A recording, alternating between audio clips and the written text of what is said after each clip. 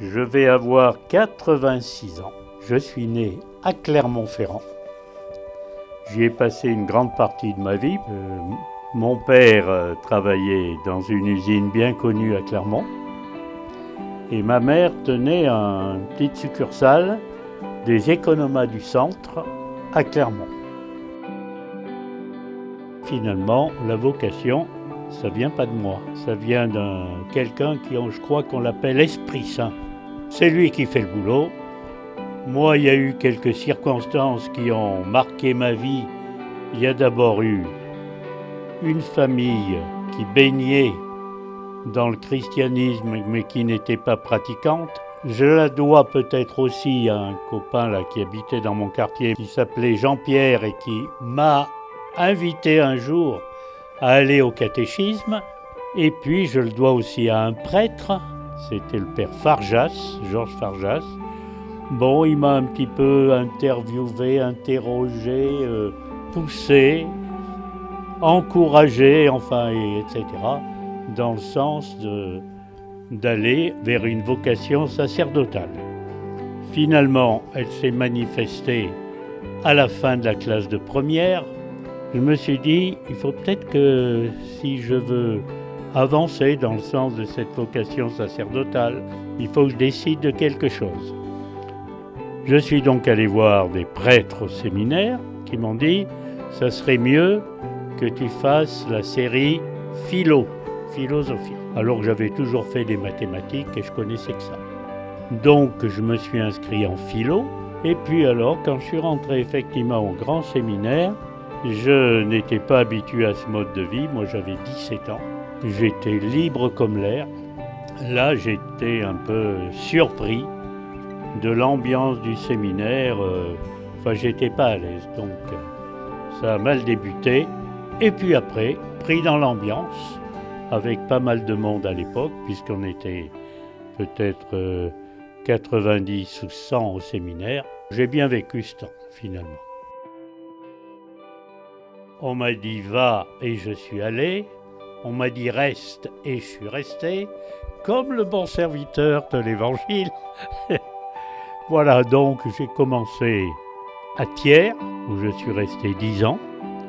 Là, j'étais en paroisse, mais aussi j'étais aumônier des établissements scolaires publics et privés.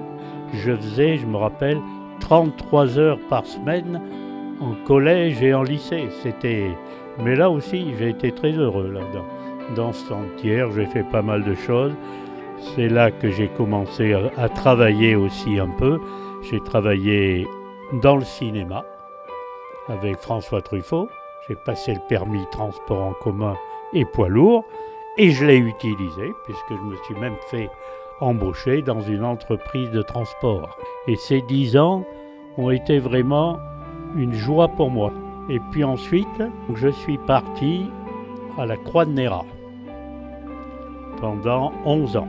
Là, pareil, j'ai beaucoup aimé ce quartier, qui était un quartier nouveau, avec 31 nationalités, mais un quartier très très intéressant, très vivant. Et puis après, je suis parti juste à côté, la paroisse à côté, Cébazat, Lanza, Châteauguay, alors là, tout autre, évidemment, c'est des petites villes, donc ça n'a rien à voir avec un quartier de Clermont. Et j'y suis resté 13 ans. Et donc là, après, je suis allé à Cournon, c'est la paroisse qui a pris son nom pendant que j'y étais d'ailleurs, Saint-Paul du Val d'Allier, et là je suis resté 17 ans. Je connaissais tous les cailloux du chemin. Donc j'en suis parti il y a 9 ans, j'avais donc 77 ans, je n'ai plus été curé. Donc j'ai vécu autre chose, le père Caliste, oui c'était lui, m'a dit, écoute, tu pourrais aller sur la paroisse Saint-Luc et t'occuper un peu de l'accueil à l'église Saint-Joseph. Bon, ça a dépassé largement cette proposition. Je m'investis aussi, mais surtout par des messes, là, à la paroisse Saint-Thomas. Voilà, partout où j'ai passé, j'ai été vraiment très heureux. Tout ce parcours D'abord, ça m'a appris à connaître beaucoup de gens et à aimer les gens tels qu'ils sont, et aussi à travailler avec des laïcs, c'est-à-dire ne pas faire parce qu'on est le curé, qu'on décide de tout, qu'on en fasse son affaire. Il s'agit bien d'une affaire d'église, et dans l'église, on a besoin de tous. Tous ont leur place, une vraie place, une bonne place, une place qui permet à la mission de l'église d'avancer. Ça m'a fait connaître des coins aussi, parce que j'ai découvert des coins ou des quartiers que je ne connaissais pas à l'avance. C'est important de connaître aussi la vie des gens, la vie du monde. Donc ça m'a apporté tout ça. J'ai partagé beaucoup de choses avec les autres prêtres qui étaient avec moi. On a vécu beaucoup de choses et des choses sympathiques. Je lui dirais d'abord qu'il faut aimer les gens. C'est la première chose. Si on n'essaye pas de comprendre, d'aimer, de rencontrer, de découvrir l'humanité, il ne pourra pas vraiment répondre à la mission qui est la sienne, à mon avis. Et puis, ce que je lui conseillerais aussi, c'est de faire confiance à l'Église. On ne va pas soi-même refaire l'Église. Prendre le chemin que nous propose l'Église, ça ne veut pas dire qu'il ne faut pas prendre d'initiative. Il faut apprendre aussi à prendre des initiatives, c'est vrai. Et puis, j'avais dit une fois ou l'autre à quelques ordinations sacerdotales où on m'avait demandé de commenter la célébration. Quand on se met à plat ventre, c'est pas l'humilité, c'est-à-dire se dire je suis pas un pauvre mec. Si, on est quelque chose. On n'est pas des pauvres mecs. On a bien trouvé notre place, à être heureux dans ce qu'on fait, à bien le vivre, mais en fait, à plat, coller le ventre à terre pour coller à la terre. L'humilité, ça vient donc de humus, comme je dis souvent, la terre.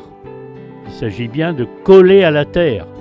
Donc, que celui qui veut s'engager dans le sacerdoce puisse bien comprendre le monde, adhérer au monde, vivre ce que vit le monde.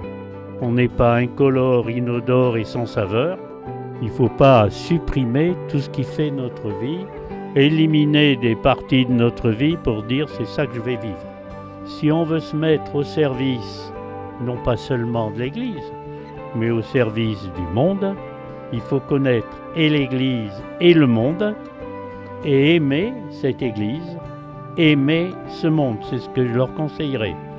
L'important, c'est pas d'avoir une tête bien pleine, mais une tête bien faite, et qu'elle soit bien faite de ce qui fait le monde, celui d'aujourd'hui, pas celui d'hier, et pas celui de demain.